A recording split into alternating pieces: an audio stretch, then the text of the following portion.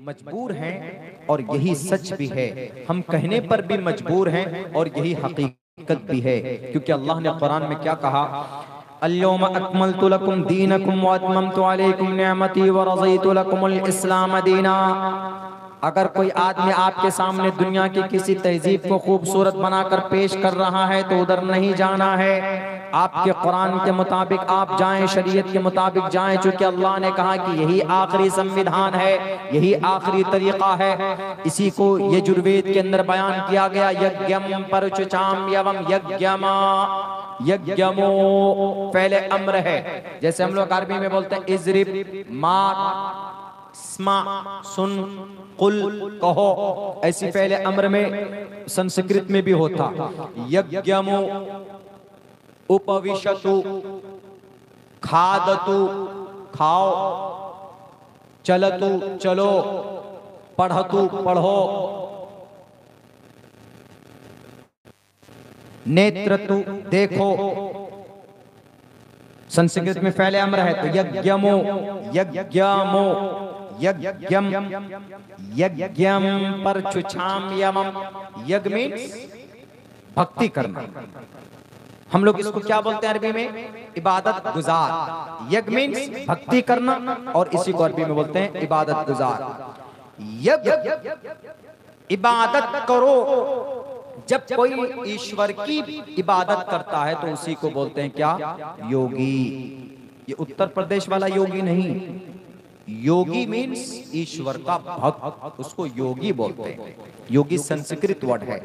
योगी यज्ञम परचुचाम Yamam सतदतु तो निबोस्ति कवरितम पूर्वीयम गतम कस्तद्दिव्य भारती।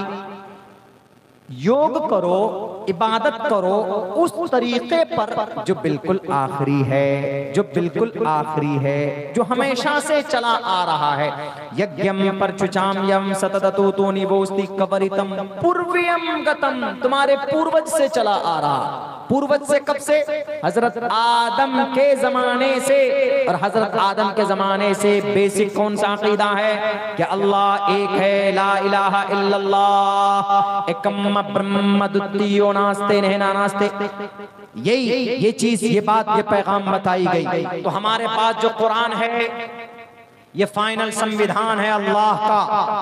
कोई एतराज और करे, एक आदमी और एतराज करता है कुरान पर और वो यूं कहता है कि मौलाना अब्दुल्ला साहब जरा आप ये बताइए, जरा आप ही बताइए, हमको अगर कटक से कलकत्ता जाना हो, आप में से किसी को भुवनेश्वर से कलकत्ता अगर जाना है तो ट्रेन में बैठेंगे तो कितना टाइम लगेगा? ज्यादा ज्यादा 7 घंटा 8 घंटा 7-6 घंटा मैक्सिमम, मिनिमम 6 घंटा लगता है शताब्दी में अगर आप जाते हैं। ये शताब्दी में खाना भी देता आपका, 7 घंटे लगते उस पे बैठ कर जाएंगे। तो हम लोग क्या बोलते हैं कि जिंदगी की हर कदम पर मोहम्मद रसूलुल्लाह की पैरवी करो। हम लोग बोलते हैं हर कदम पर इंशाअल्लाह हम कामयाब हो जाएंगे। ये हमारा पैगाम भी है, अल्लाह का फरमान भी है और हमारा अकीदा भी है इसी। और इंशाअल्लाह कामयाब हुए भी और होंगे भी कि भाई कुरान के मुताबिक, नबी के मुताबिक जिंदगी गुजारो।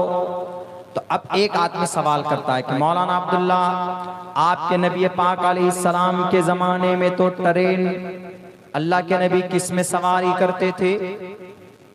ऊंट पे सवारी करते थे, घोड़े पे सवारी करते थे, या फिर किस पे सवारी करते थे? गधे पर सवारी करते थे, खच्चर पर सवारी करते थे, या पैदल चलते थे? उस जमाने में क्या शताब्दी ट्रेन थी? नहीं थी। बुलेट ट्रेन थी। ये चाइना या जापान से कहां से लाए हैं? ये हमेशा बुलेट ट्रेन भैंस से जाकर टकरा जाती है। ये हमेशा गुजरात में 2-2 मरतबा टकरा गई भैंसिया से जाके। बुलेट ट्रेन 1 घंटे में 350 किलोमीटर। या अगर आपको और ज्यादा तेज रफ्तार, तेजी में पहुंचना हो, किससे जाएंगे आप?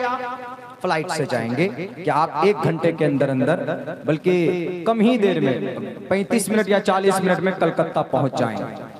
तो आप कहेंगे कि मौलाना अब्दुल्ला साहब देखिए, अभी आप बोल रहे हैं कि हमको मोहम्मद की जिंदगी के मुताबिक जिंदगी गुजारनी चाहिए और आप अभी जाएंगे ट्रेन में बैठ करके कलकत्ता।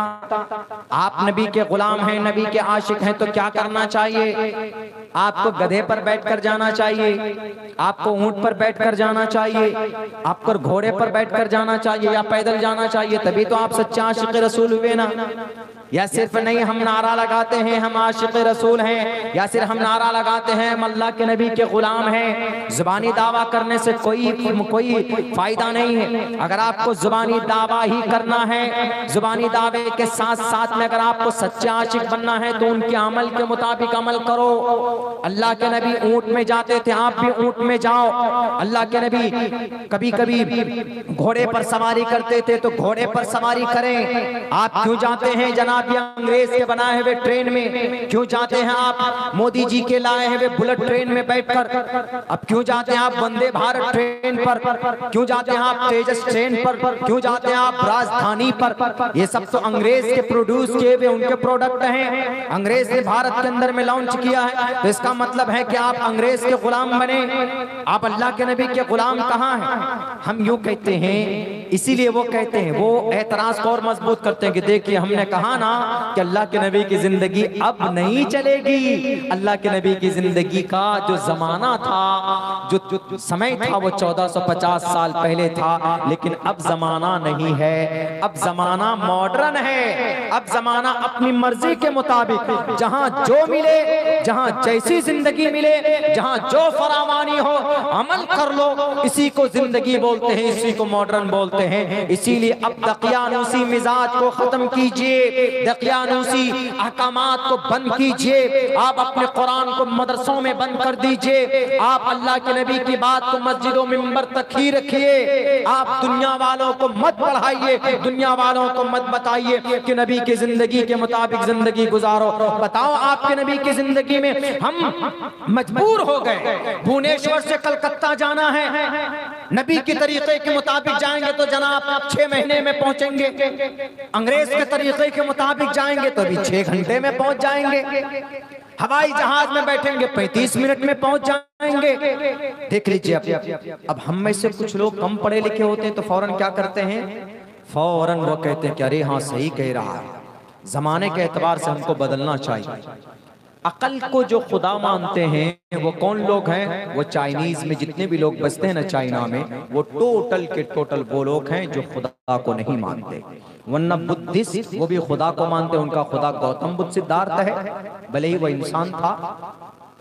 जैनिज्म जैनी उनका खुदा महावीर जैन थे, भले ही इंसान है, वो उनको खुदा मानते। उसके बाद फिर आता हमारे हिंदू भाइयों में, उनमें तो आप जानते हैं कि ब्रह्मा विष्णु महेश और आखिर में विष्णु के 7वें अवतार रामचंद्र जी, 7वें अवतार रामचंद्र जी, 8वें अवतार कृष्ण जी और गणेशा जी, हनुमान जी, वो अलग है, मित्रा है, वरुण है, फला उनके कहते हैं कि 33 करोड़ देवी देवता हैं, वो सबको मानते हैं, उनका अकीदा अलग है। सिख वो गुरु को मानते हैं, वो किसी खुदा और रसूल को नहीं मानते, सिर्फ गुरु को मानते हैं, ईश्वर को मानते हैं, ईश्वर के बाद में गुरु को मानते हैं, बस ईश्वर को मानते, गुरु को मानते हैं। गुरु नानक और गुरु गोविंद सिंह 10 गुरु को मानते हैं। क्रिश्चियन किसको मानते हैं? क्रिश्चियन में 3 फिरका, हजरत ईसा को मानते हैं, मरियम को मानते हैं, तस्लीस के कायल हैं। जीसस को कौन मानते? मूसा अलैहिस्सलाम को यहूदी लोग मानते, वो उनको अपना सब कुछ मान लेते। खुदा को एक मानते, लेकिन हजरत मूसा को भी मानते, उनके साथ उनके बेटे को भी मानते। उज़ैर अलैहिस्सलाम को अल्लाह का बेटा मानते, यह अकीदा। लेकिन जो खुदा को नहीं मानते, वो चाइनीज में बसने वाले, कोरिया में बसने वाले, ये वो लोग हैं जो किसी खुदा को, किसी रसूल को, किसी अवतार को, किसी नबी को नहीं मानते। और हमारा अकीदा क्या है? हमारा अकीदा ये है कि हम अल्लाह को एक मानते हैं और अल्लाह के रसूलों को मानते हैं, तमाम रसूलों को, और आखिरी रसूल मोहम्मद रसूलुल्लाह सल्लल्लाहु अलैहि वसल्लम को हम मानते हैं। हमारा यह अकीदा है। अल्लाह के नबी अलैहिस्सलाम को ही हमारा रहबर और गाइडर और रहनुमा बनाकर इस जमीन पर भेजा। किसी और की जिंदगी की हम पैरवी कर लें, हम कामयाब नहीं हो सकते। मेरे भाइयों, मेरे समाज के लोगों, थोड़े से जो लोग होंगे वो लोग उनके सवाल में आ जाएंगे और वो अपने आप अपने ईमान को बेच लेंगे। मैं इसीलिए शिद्दत के साथ आपको ये बात कह रहा। अभी हमारे इलाके में तकरीबन 17 बच्चियों ने इसी सवाल के जवाब में उन्होंने अपने ईमान का सौदा किया और उन्होंने उन मुशरिकीन और उन कुफ्फार, वो मुशरिकीन वो मुल्हिदीन, उनके हाथों में अपने ईमान का सौदा किया। बल्कि वो मिर्जा गुलाम अहमद कादियानी के चेहरे उनके हाथों में हाथ रखकर उन्होंने उनका कलिमा पढ़ा और उन्होंने ये कहा कि तुम्हारे नबी आखिरी नबी नहीं थे, तुम्हारे नबी पुराने हो चुके, अब नया दौर है, नया जमाना है। बताओ अगर तुमको यहाँ से दिल्ली भुवनेश्वर से अगर कलकत्ता जाना हो, तुम अपने नबी के तरीके के मुताबिक नहीं जा सकते। तुम्हारे नबी की जिंदगी में तेज रफ्तार सवारी है क्या? बताओ तुम्हारे नबी की जिंदगी में तेज रफ्तार सवारी कहाँ? ज्यादा से ज्यादा घोड़ा है, वो घोड़ा 1 घंटे में ज्यादा से ज्यादा तुम 50 किलोमीटर दौड़ सकते हो। तुम्हारे नबी की जिंदगी में ऊंट है, 1 घंटे में इस ऊंट से ज्यादा तुम कितने 10 किलोमीटर दूर जा सकते हैं। तुम्हारे नबी की जिंदगी में गधे और खच्चर हैं, ज्यादा से ज्यादा 1 घंटे के अंदर में 5 से 6 किलोमीटर की दूरी तुम तय कर सकते हो। तुम्हारे नबी की जिंदगी में देखो तेज रफ्तार सवारी का चर्चा नहीं है, तो तुम कैसे इस जमाने के अंदर कहते हो कि इस मॉडर्न जमाने में नबी को मानो हम कामयाब हो जाएंगे, नबी को मानो हम दुनिया में भी कामयाब होंगे। हम दुनिया में कामयाब तो नहीं हो रहे, हम दुनिया में परेशानी के दलदल में फंसे जा रहे हैं। आपके नबी की बातों को अगर मानते हैं तो क्या मेरे भाइयों उनका ये सवाल सही है? हमें साबित करना होगा कि नबी पाक अलैहिस्सलातु वस्सलाम आज भी जमाने के लिए रोल मॉडल है। आने वाले 1000 साल बाद में जो भी कौम आएगी, जैसा भी जमाना आएगा, उस जमाने के लिए भी मोहम्मद रसूलुल्लाह और कुरान का पैगाम रोल मॉडल होगा। अगर किसी ने इसको लीपापोती करने की कोशिश की है, मिर्च मसाला लगाकर अगर लोगों के सामने में अल्लाह के नबी की जिंदगी को बदनाम करने और उनको 1450 साल पहले पुराने नबी और रसूल बताने की कोशिश की है, तो उनके सामने जवाब है, जवाब दीजिएगा। उनको कहिएगा कि आज तुम जनाब हवाई जहाज पर बैठ गए तो अपने आप को कहते हो कि हम मॉडर्न हो गए। आज रॉकेट पर बैठकर तुम आसमान पर चले गए, तुम चांद पर चले गए, तो अपने आप को कहते हो कि देखो हमने साइंस के एतबार से कितनी तरक्की की है, हम रॉकेट के जरिए से हम आसमान पर चले गए, वी हैव सक्सेसफुल। हवाई जहाज पर बैठकर कितनी दूरी तय की जा सकती? 1 घंटे के अंदर ज्यादा से ज्यादा आप 1200 किलोमीटर दूर जा सकते। 1 घंटे में ज्यादा से ज्यादा 1200 किलोमीटर दूर हवाई जहाज में बैठे, इंडिगो में बैठे, एयर इंडिया में बैठिए, स्पाइस जेट में बैठिए, विस्तारा में बैठिए, किसी भी भारत के गो एयर में बैठिए, किसी भी एरोप्लेन में आप बैठिए। हमारे भारत की ये डोमेस्टिक एरोप्लेन से एयरलाइन से है, आपको 1 घंटे में हद से हद ज्यादा तेज रफ्तारी से अगर ये डोमेस्टिक प्लेन गए तो 1 घंटे में 1200 किलोमीटर दूर जा सकता है। लेकिन दुनिया वालों, दुनिया ने आज तक कहां तक तरक्की की है? कहां तक गए बोलो? चांद तक गए ना, सिर्फ चांद तक। चांद कहां है? ये 6 करोड़ मील की दूरी पर, 6 करोड़ मील की दूरी पर। चांद ज्यादा दूर नहीं है, लेकिन पहला आसमान कितना दूर है? कोई गिन सका है? कोई नाप सका है? कयामत आ सकती है लेकिन आसमान को कोई टच कर सकता है? कोई टच नहीं कर सकता। कुर्बान जाओ दुनिया वालों, कयामत आ जाएगी, तुम्हारी 7 पुश्त दफन से कब्र से उठकर आ जाओगे। तुम कभी भी पहले आसमान को नहीं छू सकते। दुनिया वालों यह हकीकत है। अगर अब्दुल्ला झूठ बोलता है तो पूछो यूरोप अमेरिका वालों से कि तुम चांद पर गए तो लाखों करोड़ों रुपए खर्च करके तुमने सैटेलाइट तैयार किए, रॉकेट तैयार की, तब तुम स्पेस पे गए और वहां पर तुम चांद पर गए, वहां से फिर तुम वापस आए, तो अपने आप को तुम तुर्रम खान समझते हो? 1450 साल पहले तुम्हारी हवाई जहाज से भी ज्यादा रफ्तार अल्लाह के नबी की उस सवारी पर थी जिस पर अल्लाह के नबी बैठ कर मक्कतुल मुकर्रमा से बैतुल मक़दिस गए। उस सवारी का नाम बुर्राक था और उसकी रफ्तार कितनी थी? पलक झपकने के बराबर 12,000 किलोमीटर का, 12,000 कई लाख मील का फासला एक पलक छपकने के बराबर में उसकी रफ्तार इतनी चलती थी, वो इतना तेज रफ्तार का था कि आप अलैहिस्सलातु वस्सलाम मक्का से, मक्कतुल मुकर्रमा उम्मे हानी के घर से बैठकर कहां पहुंचे? बैतुल मक़दिस गए। बैतुल मक़दिस से आप इमामत की अंबिया किराम की, फिर उस बुर्राक पर बैठकर आप कहां गए?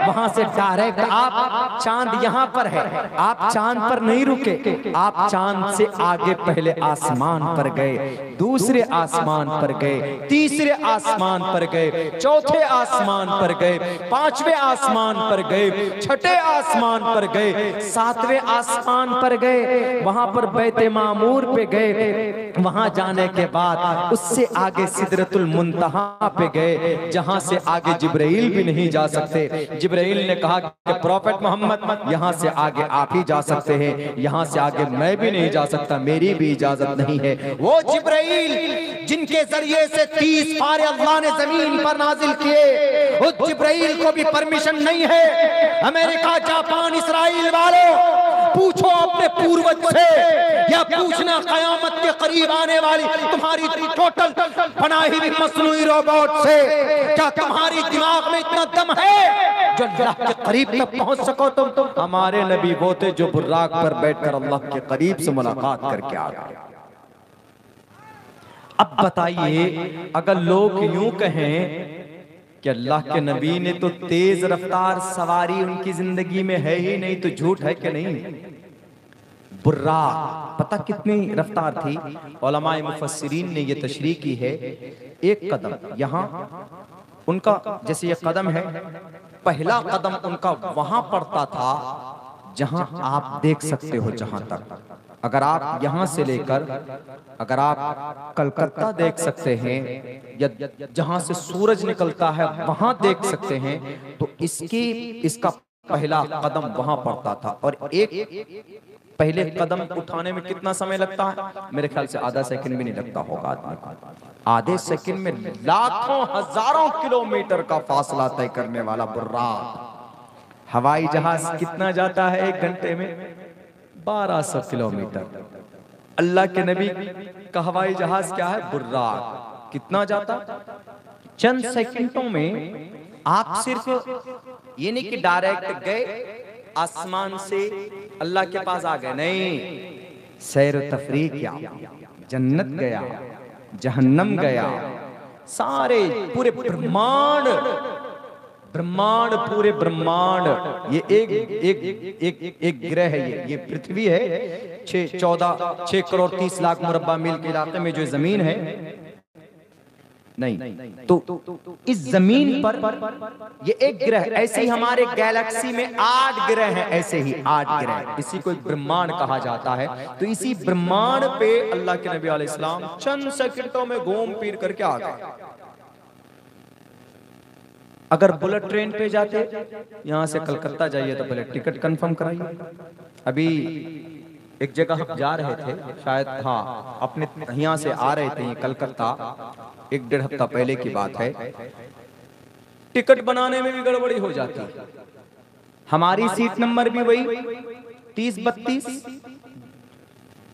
पूरी लाइन में शताब्दी में एक फैमिली और आ गई, इत्तेफाक से हम आके पहले बैठ गए। हमारी सीट वही, उनकी भी सीट वही, वो भी आ गए।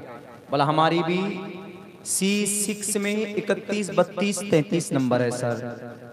हमने कहा कि भाई ये तो हमारी भी सीट है, ये एक सीट को 2 आदमी को कैसे दे सकते? खूब झगड़ा हो रहा है। टीटी को भी समझ में नहीं आ रहा। टीटी भी टिकट दे के करा, हाँ सर। तब वो कह रहे आपने कैंसिल कराया था क्या? हमने कहा हमने तो कैंसिल नहीं कराया। उनसे पूछ रहे आप लोगों ने कैंसिल कराया क्या? कहा कि नहीं, कैंसिल तो किसी ने भी नहीं कराया। देख रहा है कि टिकट किसी का भी कैंसिल नहीं है। यहां तक के दूसरे उस पे वेबसाइट पे चेक कर भी रहा है, उस पे भी दिखा रहा कैंसिल नहीं है। परेशान हो गए सब। मेरे जहन में एक बात आई, गड़बड़ी हो जाती है कभी कभी टिकट बनाने में। टिकट हम सेम डेट डालते लेकिन महीना उल्टा पुल्टा कर देते। महीना जैसे हमारा डाला हुआ था उसमें, ये दिसंबर की शायद 14 या 15 तारीख डाली हुई थी, और दिसंबर की 15-12 सन 2022 उसका क्या था? 15/1/2023। डेट को कोई नहीं देख रहा, सिर्फ सीट देख रहे और डब्बा नंबर देख रहे। खूब एकदम शोर हो रहा है, टीटी भी बेचारा हंस रहे हो, वो कंफ्यूज है क्या हो रहा है। तो हमने कहा कि सर जरा उनका टिकट लाइए। तो टिकट लाया तो सबसे पहली नजर मेरी वहीं पड़ी डेट में। हमने कहा कि सर क्या पागल हो रहे हैं, ये 15 जनवरी सन 2023 का टिकट है इसका, ये 15 दिसंबर वाले को क्यों परेशान कर रहे हैं। ये दुनिया में तो ऐसा सिस्टम है कि एक सीट डेट अदल बदल हो जाए तो आदमी शोर करने लगता, लेकिन अल्लाह के नबी अलैहिस्सलातु वस्सलाम की सवारी तो ऐसी है कि जिब्राइल अमीन ड्राइवर हर दरवाजे पर उसमें आसमान पे चढ़ते गए। तेज रफ्तार सवारी, तेज रफ्तार सवारी, तेज रफ्तार सवारी। ये सिर्फ बहकाने की बात है। नाम लेंगे कि देखो तुम्हारे नबी 1450 साल पहले, कोई जरूरत नहीं है इस जमाने में उनका, पुरानी चीज पुरानी नहीं है दुनिया वालों, याद रखो। एहसास कमतरी का शिकार मत होना। आपका रोल मॉडल मोहम्मद रसूलुल्लाह सल्लल्लाहु अलैहि वसल्लम है, आखिरी है। मानना हमारे लिए जरूरी, तमाम इंसानों के लिए भी जरूरी। इसीलिए कहा गया के हेतो ब्रह्मगतिस्तांति सत्संगतिर्दान विचारतोषा बहुनाम जन्मनामन्ते ज्ञानवान माम परपदिग्यते वासुदेवा सर्वमिति समहात्मा सुदुर्लभः। कई जन्मों के बाद यानी हजरत आदम आए, हजरत नूह अलैहिस्सलाम आए, हजरत इदरीस आए, शीस आए, हजरत लूत आए, हजरत इब्राहिम आए, हजरत इस्माइल आए, हजरत इसहाक आए, हजरत मूसा आए, हजरत ईसा आए और हजरत यूसुफ आए, हजरत याकूब आए, दाऊद आए, सुलेमान आए। सबके आने के बाद बहुनाम जन्मनामन्ते ज्ञानवान माम परपदिग्यते वासुदेवा सर्वमिति समहात्मा साधु सुदुर्लभः। कई जन्मों के बाद इन द एंड अखीर में अल्लाह के नबी अलैहिस्सलातु वस्सलाम भी बिल्कुल अखीर में आए। तमाम नबियों के बाद श्रीमद् भगवत गीता 7वें अध्याय के ये 19वें श्लोक के अंदर कहा गया बहुनाम जन्मनामन्ते ज्ञानवान माम परपदिग्यते वासुदेवा सर्वमिति समहा आत्मा। वो महाआत्मा होंगे, महापुरुष होंगे। क्यों महाआत्मा होंगे? क्योंकि उन्होंने जो भी कानून, जो भी तरीका राइज किया होगा अल्लाह के कहने पर किया होगा, और उन्होंने जो भी बातें बताई होंगी उसके अंदर इंसानों के लिए मुनाफा और नफा होगा। इंसान उस पर अमल करेगा तो दुनिया के अंदर जरूर वह कामयाब होगा। अभी तलाक के ऊपर ये कानून आया, तलाक के ऊपर, और लोगों ने उस पर एतराज भी किए, लेकिन मेरे भाइयों लोगों ने इसको बदनाम भी किया। क्या कहा कि मुसलमानों में डायरेक्ट क्या है, 1 2 3 तलाक बीवी को बोल देते हैं, बीवी परेशानी में पड़ जाती है, बच्चे जनाब रोते बिलखते हैं। इस्लाम के इस कानून के ऊपर बंदिश लगनी चाहिए। आपको पता होना चाहिए तरीक़े इस्लाम में ये तलाक का तरीका, इस्लाम में तरीक़े तलाक में से ये तलाक का तरीका अबग़ज़ुल हलाल इंदल्लाहि, अल्लाह तबारक व तआला के नजदीक तमाम हलाल चीजों में सबसे ज्यादा नापसंदीदा अगर कोई चीज है तो वो बीवी को एक मजलिस में बैठ करके तीनों तलाक़ें देना है। अल्लाह तबारक व तआला इस चीज को अल्लाह के नबी अलैहिस्सलातु वस्सलाम ने कहा कि नापसंद फरमाया। बड़े धड़ल्ले से हम लोग तलाक दे देते हैं छोटी छोटी बातों पर, 1 2 3 तलाक का जो बेटर तरीका उसको नहीं जानते हैं हम लोग, उसको फिर मीडिया वाले भी नहीं बताएंगे, उसको छुपा कर रखेंगे। और सुनो दुनिया वालों, ये तलाक जो है ये तलाक इमरजेंसी विंडो है, इमरजेंसी डोर है। आप ट्रेन में जाते हैं तो एक इमरजेंसी विंडो होता है, आपातकालीन खिड़की बोलते हैं उसको। क्यों देता है पूछिए सारे, क्या वो ट्रेन वाले पागल हो गए क्या? क्यों लिखते हैं आपातकालीन खिड़की? कोई अगर डब्बे में हादसा हो जाए तो फौरन उस खिड़की को खोल करके निकाला जा सके। हवाई जहाज में बैठते हैं आप जब, तो आपातकालीन खिड़की कहाँ है? सीट नंबर 11 और 12 के पास। आप जब बैठेंगे तो एरोप्लेन टेक ऑफ करने से पहले वो मोहतरमा या मोहतरम आते हैं और कहते हैं कि सर देखिए, अगर हमारी जहाज कहीं पर लैंडिंग करे पानी वानी पर या कोई हादसा हो जाए, आपको इसको ऐसे खोलना है, ऐसे करना है, ऐसे निकलना है। बैरक है, वो एक तरीका बताते हैं। एक इमरजेंसी विंडो होता है, इमरजेंसी दरवाजा, ताकि जरूरत पड़े, कभी शदीद जरूरत पड़े तो फौरन उस दरवाजे को खोलकर या तोड़कर निकल जाओ। तलाक जो है इस्लाम में वही इमरजेंसी दरवाजा है। क्यों इमरजेंसी दरवाजा है? जब जरूरत पड़े, जब ज्यादा जरूरत पड़े तो उस दरवाजे से आप निकलकर जान बचा सकते हैं। क्यों जरूरत है, क्यों जरूरत पड़ेगी, क्यों निकल सकते हैं जी? क्योंकि क्रिश्चियन में एक मर्तबा शादी हो जाए, आप मर जाएं, आप मट्टी में दफन हो जाए, बीवी में आपस में इख्तिलाफ होते रहे, एक दूसरे को नापसंद करें, मरने के बाद आपका रिश्ता टूट सकता है। बीच में चाहे आप लड़ो कटो मरो, एक दूसरे को पसंद ना करो, एक दूसरे अगर ये भी चाहें कि भाई हम दोनों अपनी मर्जी से निकाह तोड़ लें, नहीं तोड़ सकते। मता सफा नंबर 19 के अंदर कहा गया, The God die not and these things and no one open and these rope नहीं खोल सकते। अल्लाह ने, लॉर्ड ने जिसको बांध दिया, यानी हस्बैंड वाइफ की शादी करा दी, तो अब कोई उसको खोल नहीं सकता। हस्बैंड वाइफ भी नहीं खोल सकते। क्यों? इस पर गिरे लगाने वाला कौन? गिरे लगाने वाला लॉर्ड है, बांधने वाला लॉर्ड है। तो लॉर्ड के बांधे हुए गिरे को कोई इंसान कैसे खोल सकता? मियां बीवी भी नहीं खोल सकते। तो क्रिश्चियन में यह अकीदा है, अगर आपका निकाह की शादी हो जाए तो आप किसी को आपकी चाहत से भी, आपकी मर्जी से भी आप तलाक नहीं दे सकते। हमारे हिंदू भाइयों में भी यही अकीदा पहले था, अब तो दूसरा कानून बन गया है भारत के संविधान के मुताबिक। और यहूदी धर्म में बड़ी आसानी थी, क्रिश्चियन में शिद्दत, यहूदी में आसानी ये थी कि कोई लड़की पसंद आई, निकाह कर लिए उससे, लेकिन एक महीने बाद, एक साल के बाद मन भर गया। एक साल के बाद में अब वो बीवी उनको पसंद नहीं है, कोई उनकी आदत खराब उनको लगी, पसंद नहीं, सामने कोई दूसरी लड़की दिख गई, उससे ज्यादा ब्यूटीफुल है, उससे ज्यादा खूबसूरत है। तो अब यहूदी धर्म के मुताबिक अब इस मर्द को इख्तियार है, वो चाहे तो इसको तलाक दे दे अपनी बीवी को पूछे बगैर। क्यों? वो दूसरी से शादी करना चाहता है तो बिना पूछे, बिना मर्जी के पहली बीवी को तलाक देकर हटा दे और दूसरी औरत से शादी कर सकता। इतना आसान। इस्लाम ने कहा कि नहीं, इस्लाम में दोनों को, इस्लाम में न इफरात है न तफरीत है, इस्लाम में न ज्यादती है न कमी है। इस्लाम बिल्कुल एतदाल के साथ कोई भी हुक्म को बयान किया है। अल्लाह तबारक व तआला देख कर कि हमारी इस धरती के जो प्राणी हैं ये इस पर अमल कर पाएंगे कि नहीं कर पाएंगे। इस्लाम में बेहतर तरीक़े तलाक क्या है वो मैं बताता हूँ, लेकिन ये इसका ये मतलब नहीं कि अभी बता रहा हूँ जाके सुबह पे अपने बीवियों को अप्लाई करना शुरू कर दीजिए, इसका ये मतलब नहीं है। जानकारी के तौर पर तलाक का बेहतर तरीका इस्लाम में क्या है। अगर आपकी बीवी नाफरमान, अगर आपकी बीवी नहीं मानती है बात, अगर आपकी बीवी बहुत ज्यादा मेल नहीं होता, निकाह तो हो गया, कर ली निकाह, आप लोग निकाह कर लिया, आप लोगों ने शादी कर ली, लेकिन अब अलग कैसे होंगे? अलग होने का क्या तरीका है?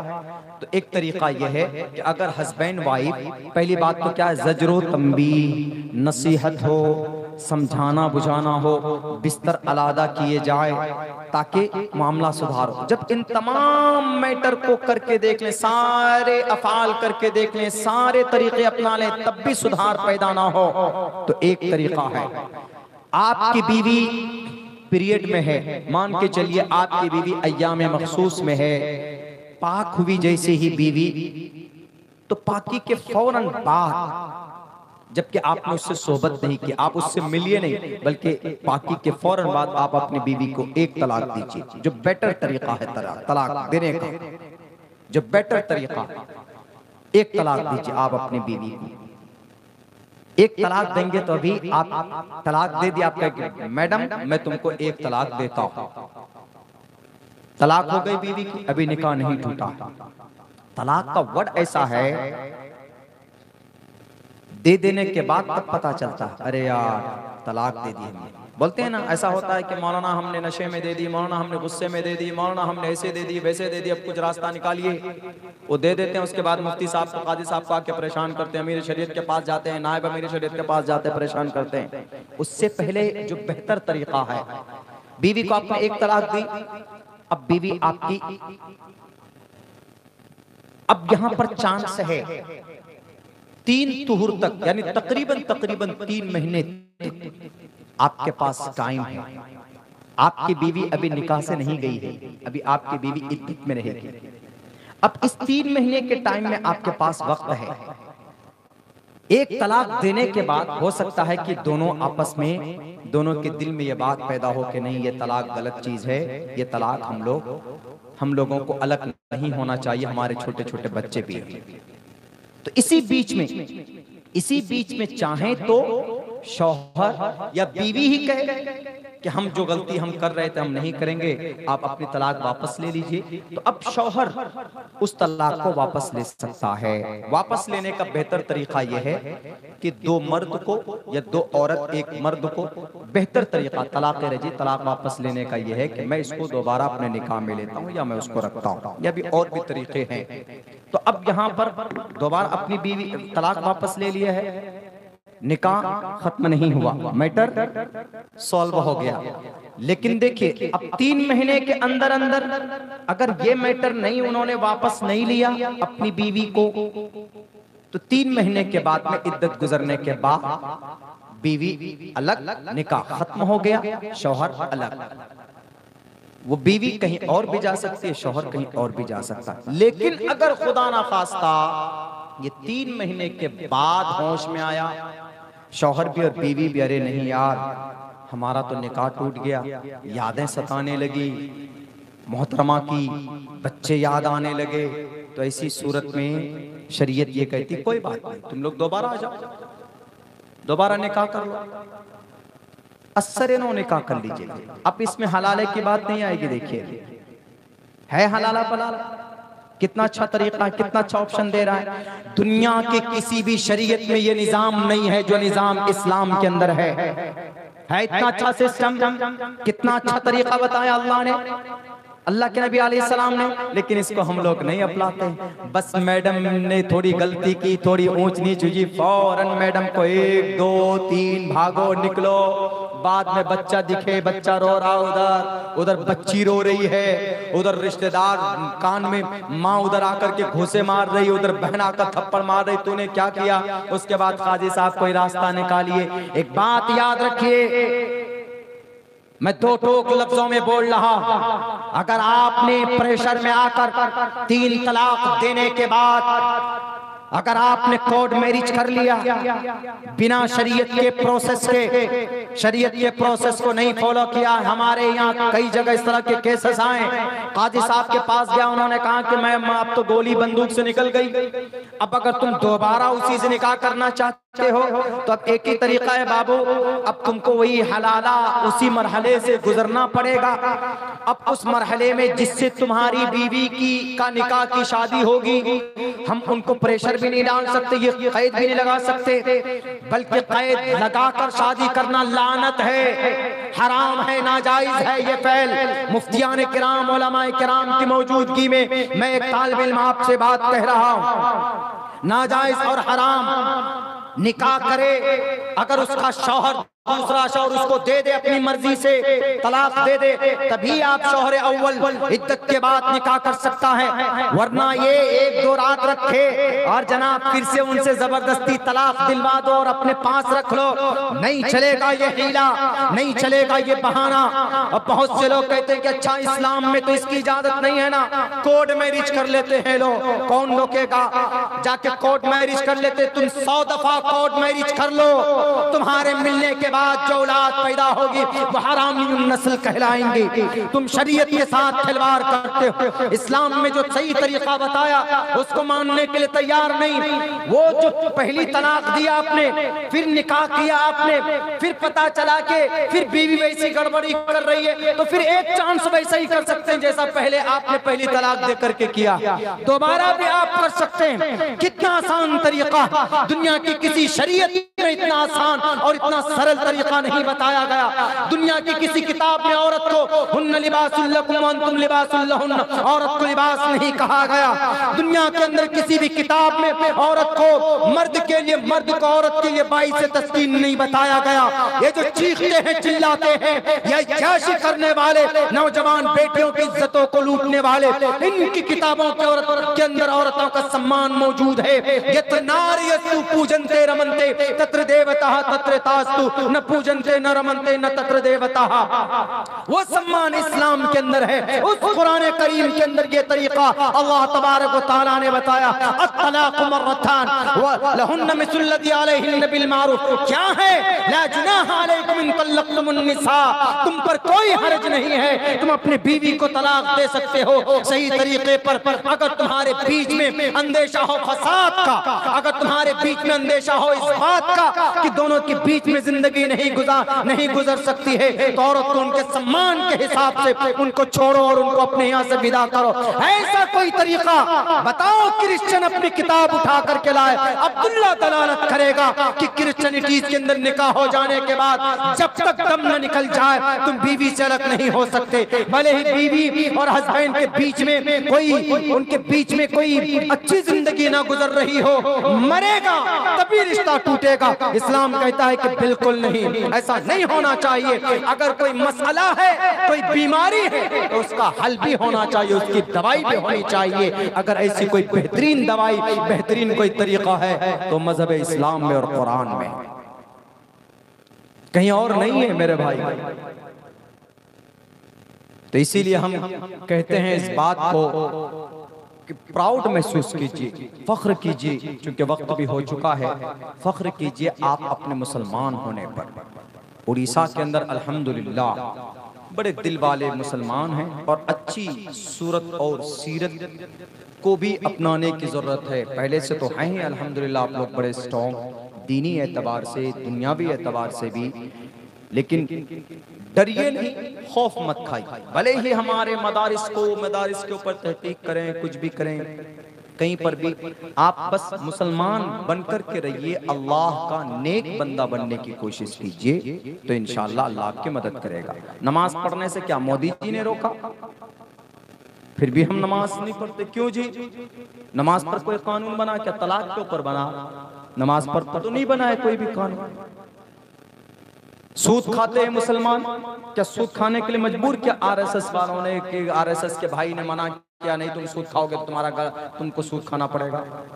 हम लोग अपना अमल कर रहे हैं। चाय की दुकान पर बैठकर चुगलखोरी, क्या कांग्रेस वालों ने, राहुल गांधी ने कहा कि तुम चाय की दुकान पर बैठकर तुम चुगलखोरी करो? किसी ने कहा है क्या? हम लोग खुद ही करते हैं। अखामखा जनाब कभी उसको कभी उसको कभी उसको हम बुरा भला कहते हैं। जस्ट कंसीडर इन योरसेल्फ, अपनी जिंदगी के अंदर, अपने अंदर झांकने की हमें जरूरत है। अब मुसलमान बनकर रहिए, शान के साथ रहिए। देश की बात आए, इंडियन बनकर उभरिए। कौम मिल्लत की बात आए, मजहब की, दीन की बात आए, तो मुसलमान बनकर आगे कदम बढ़ाइए। डरिए, खौफ मत खाइए, चेहरे पर दाढ़ी रख के पाबंदी से नमाज पढ़िए, शान से।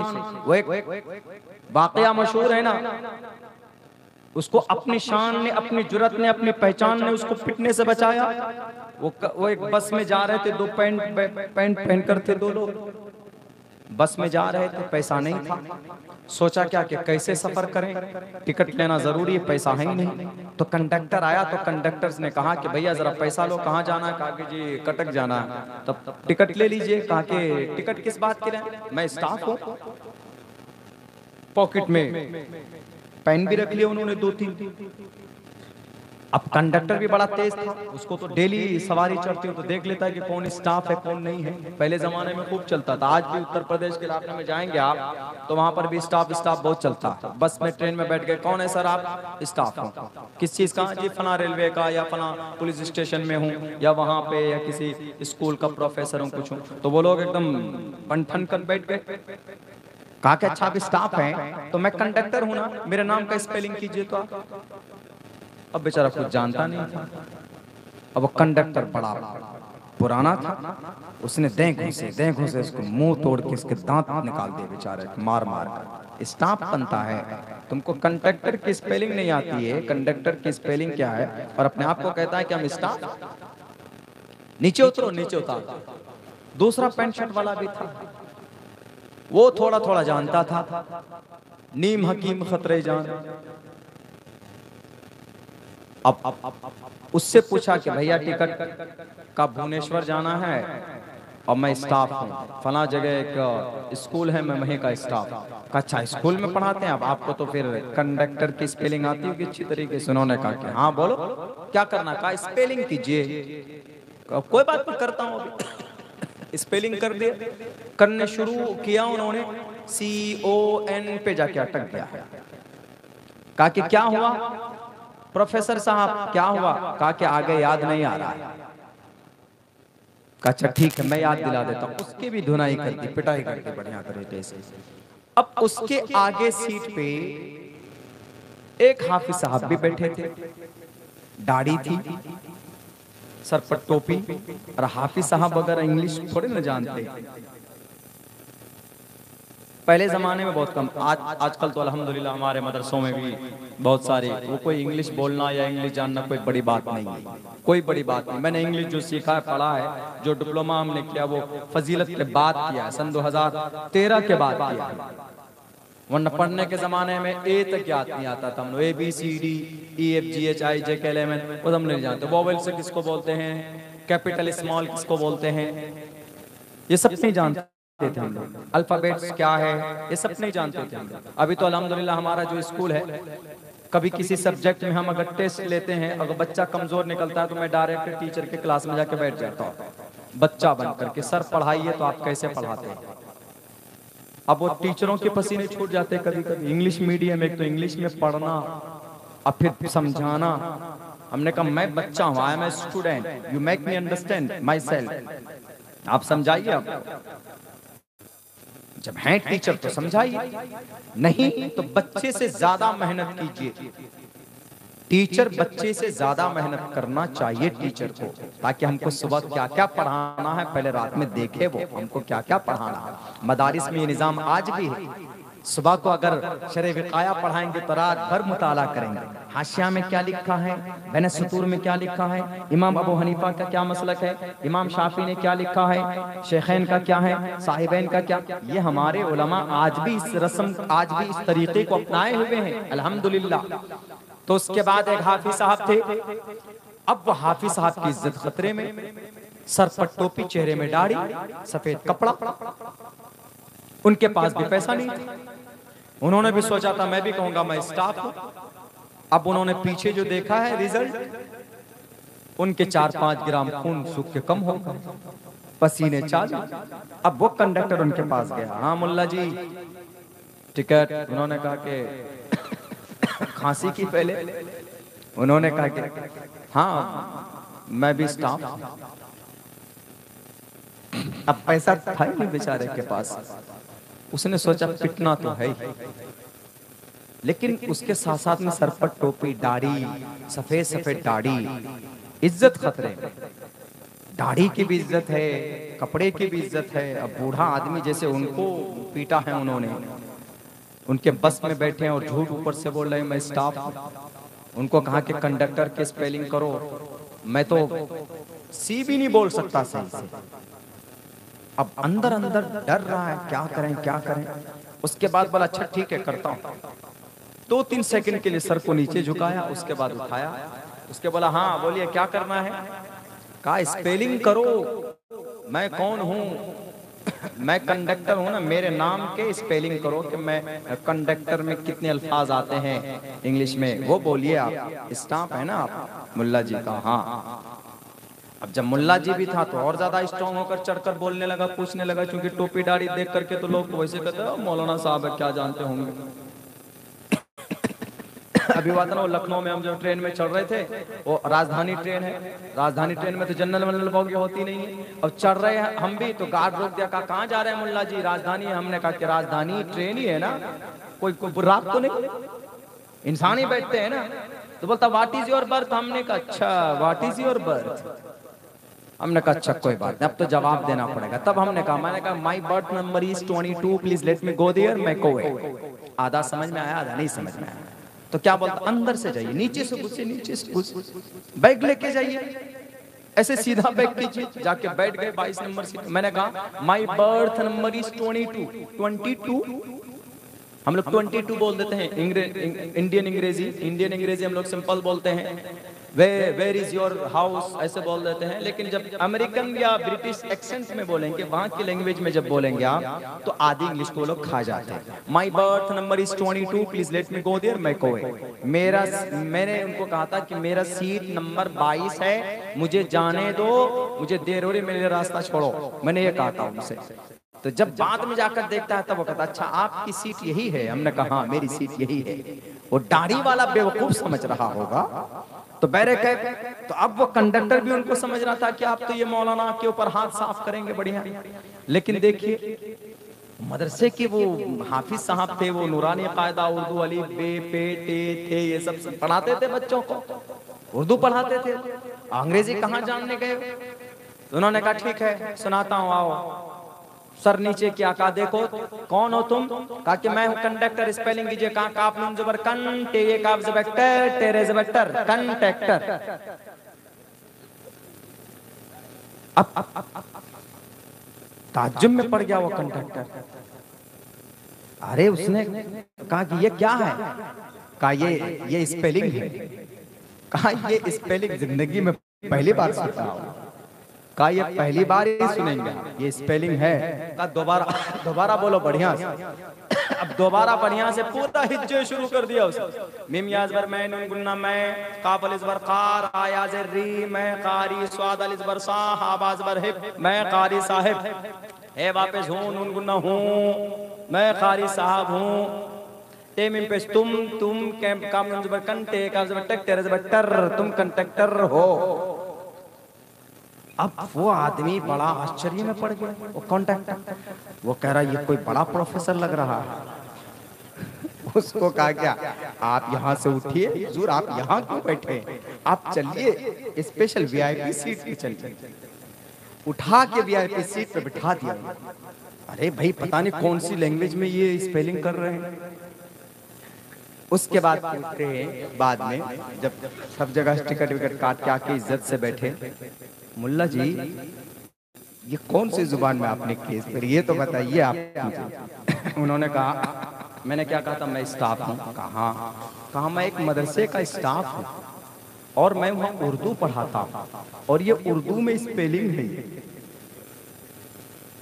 हिज्जे किया था, हिज्जे को स्पेलिंग बोलते हैं। कहा ये उर्दू का स्पेलिंग है।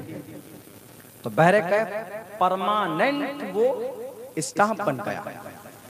वहीं पर अगर वो डर जाता, था हाफिज, उर्दू का टीचर था, तो उसने अपनी हकीकत बयान की।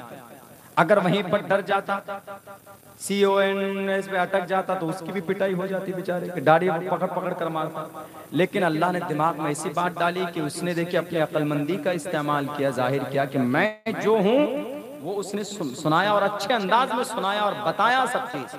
उसके बाद देखिए उनको एक नॉर्मल सीट से VIP की सीट मिल गई। तो वही चीज है कि हम लोग देश में रहते हैं अपनी वकार के साथ, अपनी शनाख्त के साथ, अपनी पहचान के साथ। हमारे नौजवान तो दाढ़ी को सफा चट कर लेते हैं। पता है आपने पढ़ा, ये दाढ़ी हम लोग जो काट लेते हैं किन की अलामत है। नौजवानों थोड़ी सी बुरी लगेगी। वो वाकया मशहूर है ना, जब देखेंगे आप कहीं जाएंगे तो जो हिजड़े लोग जो मुखन्नस होते हैं, इसको संस्कृत में नपुंसक लिंगम बोलते हैं, नपुंसक लिंगम मुखन्नस बोलते हैं हम लोग। मुखन्नस उसमें अरबी के अंदर में बोलते हैं हम लोग, उर्दू लैंग्वेज में मुखन्नस बोल देते हैं।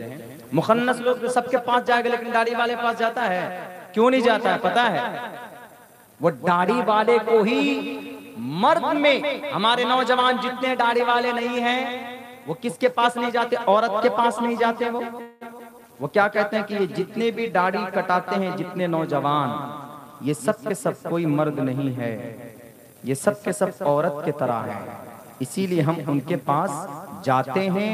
और जो दाढ़ी वाला होता है वो मर्द होता है। पहचान सुभान मन ज़य्यनर रिजाल बिल्लुहा, इसीलिए हम उनके पास नहीं जाते। हिजड़ा कभी भी दाढ़ी वाले के पास पैसा मांगने के लिए नहीं जाएगा। आप देखेंगे कहीं पर भी ट्रेन में लाख लाख घुसा बजाएगा वो पैसेंजर पे, लेकिन एक दाढ़ी वाला बैठा हुआ तो उससे अलग होकर के चला जाएगा।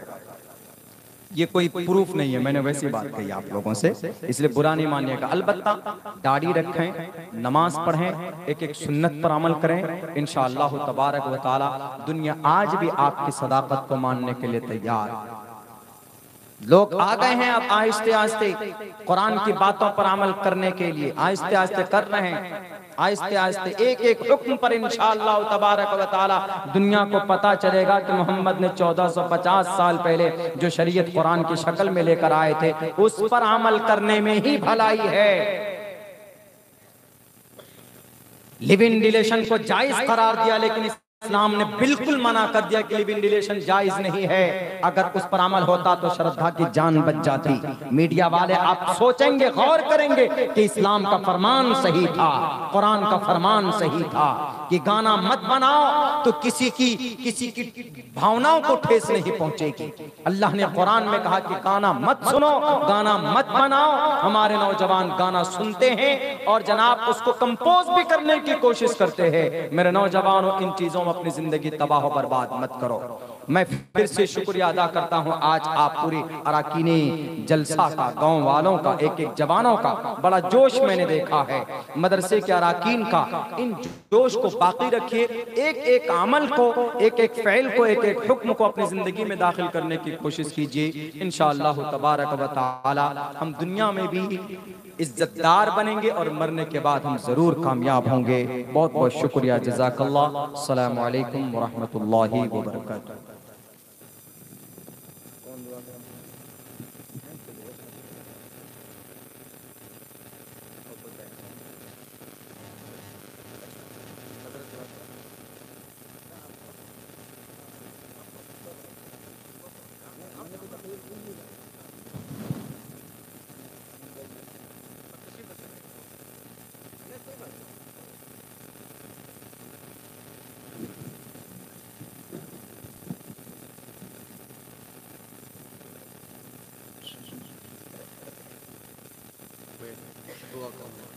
या रब्बी लकल हम्द कमा यंबगी लिजलाली वजहिक व लिअज़ीम सुल्तानिक। अल्लाहुम्मा लकल हम्दु हम्दन दाइमन मा दवामिक।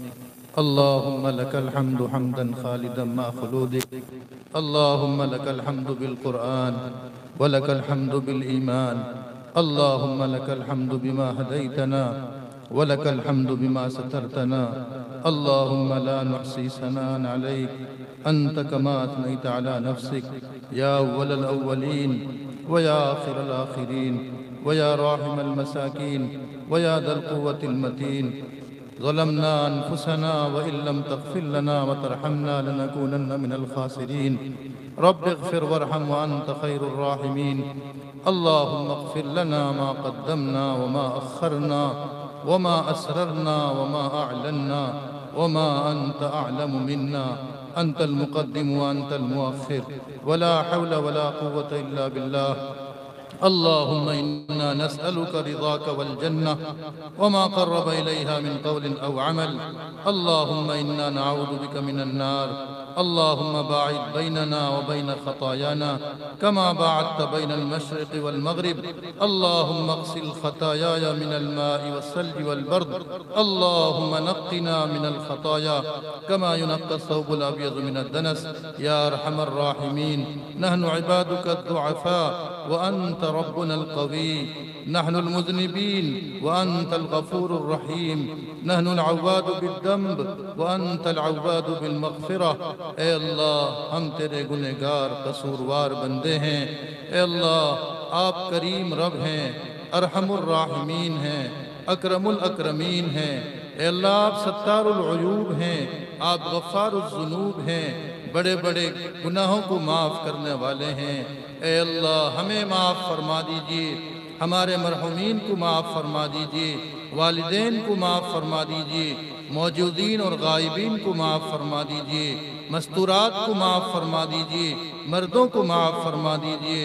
ए अल्लाह, ए अल्लाह, रहम का, करम का, आफ़ियत का, फ़ज़ल का मामला फरमाइए, हिसाब यसीर का मामला फरमाइए, अपने ज़ात से ज़ाती ताल्लुक़ पैदा फरमाइए, अपने मासिवा से मुस्तग़नी फरमाइए। ए अल्लाह, आज के इस जलसे को कबूल फरमा। ए अल्लाह, आने वालों को कबूल फरमा, सुनने वालों को कबूल फरमा। ए अल्लाह, ताउन करने वालों को कबूल फरमा। ए अल्लाह, सुनाने वालों को कबूल फरमा, हाज़रीन को कबूल फरमा। ए मौलाई करीम, जो बातें कही गई उस पर हमें अमल करने की तौफ़ीक़ अता फरमा, हमारी ज़िंदगियों में तब्दीलियाँ पैदा फरमा। ए अल्लाह, नमाज़ों के एहतमाम की तौफ़ीक़ अता फरमा, बेहयाई के कामों से, बुराई के कामों से बचने की तौफ़ीक़ अता फरमा, मस्तूरात को हया और पर्दा नसीब फरमा। ए अल्लाह, मर्दों को 100% दीन पर चलना आसान फरमा। ए अल्लाह, दीनी ज़िंदगी नसीब फरमा। ए अल्लाह, दुनिया और आखिरत की भलाई नसीब फरमा, दुनिया और आखिरत की बुराई से हिफाजत फरमा। ए अल्लाह, दारैन की इज़्ज़त अता फरमा, दारैन की ज़िल्लत और रुसवाई से हिफाजत फरमा। ए मौलाए करीम, करम का, रहम का मामला फरमा। ए अल्लाह, लाइलाज बीमारियों से, परेशान कुन बीमारियों से, खर्चे में डालने वाली बीमारियों से हिफाजत फरमा। ए अल्लाह, ए अल्लाह, ए अल्लाह, तू हमारा बन जा, हमें अपना बना ले। ए अल्लाह, अपनी मर्जियात पर चलने की तौफ़ीक़ अता फरमा, नामर्जियात से बचने की तौफ़ीक़ अता फरमा। ए अल्लाह, अपने यहाँ की फ़हरिस्त में हमारा नाम सईदों और नेक बख्तों में लिख दीजिए, शक़ियों और बदबख्तों की फ़हरिस्त से ए अल्लाह हमारा नाम हटा दीजिए। ए अल्लाह, लिखना भी आपका काम है, मिटाना भी आपका काम है, लिखने पर भी आप कादिर हैं। ए अल्लाह, ए अल्लाह, हमारा नाम नेक लोगों में, सईदों में लिख दीजिए, शक़ियों और बदबख्तों की फ़हरिस्त से हटा दीजिए। आपके कमज़ोर और ज़ईफ़ बंदे हैं, कमज़ोरों और ज़ईफ़ों के साथ आपकी मदद होती है। ए अल्लाह, अपनी मदद शामिल हाल फरमा। ए अल्लाह, ए अल्लाह, आज के इस जलसे को कबूल फरमा। ए अल्लाह, आज के इस जलसे को कबूल फरमा। जिस तरह का जिन लोगों ने ताउन किया है, ए अल्लाह, उनके ताउन को कबूल फरमा। ए अल्लाह, ए अल्लाह, ए मौलाए करीम, महल्ले वालों ने जो आने वाले मेहमानों का ज़ियाफ़त किया, उनकी ज़ियाफ़त को कबूल फरमा। ए अल्लाह, जिस लाइन की, ए अल्लाह, जो खिदमात अंजाम दिए हैं, जो हजरात रज़ाकार थे, जिस कदर जो खिदमत कर रहे थे, सारे लोगों की खिदमत को कबूल फरमा। ए अल्लाह, इस जलसे से हमें कुछ, ए अल्लाह, आखिरत के लिए तैयारी करने की तौफ़ीक़ अता फरमा, कुछ उमंगें और कुछ आरज़ुएं लेने की तौफ़ीक़ अता फरमा। इस जलसे से ए अल्लाह हमें कुछ फ़िक्रें नसीब फरमा। ए अल्लाह, जो बातें कही गई हैं, ए अल्लाह, उन पर अमल की तौफ़ीक़ अता फरमा। रब्बना तक़ब्बल मिन्ना इन्नका अंतस समीउल अलीम व तुब अलैना इन्नका अंतत तव्वाबुर रहीम व सल्लल्लाहु तआला अला खैरि खल्क़िही मुहम्मदिन व आलिहि व अस्हाबिही अजमईन। सुब्हान रब्बिका रब्बिल इज़्ज़ति अम्मा यसिफून व सलामुन अलल मुरसलीन वल्हम्दुलिल्लाहि रब्बिल आलमीन बिरहमतिका या अरहमर राहिमीन। सुब्हानल्लाहि बिहम्दिही सुब्हानकल्लाहुम्मा व बिहम्दिक।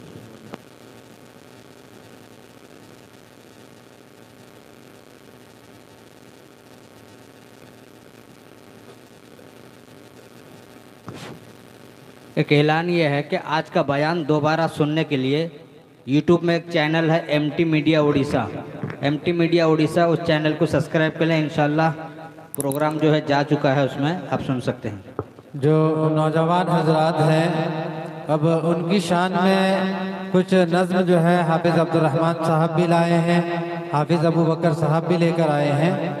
जो हमारा नौजवान कमेटी है, उनके हवाले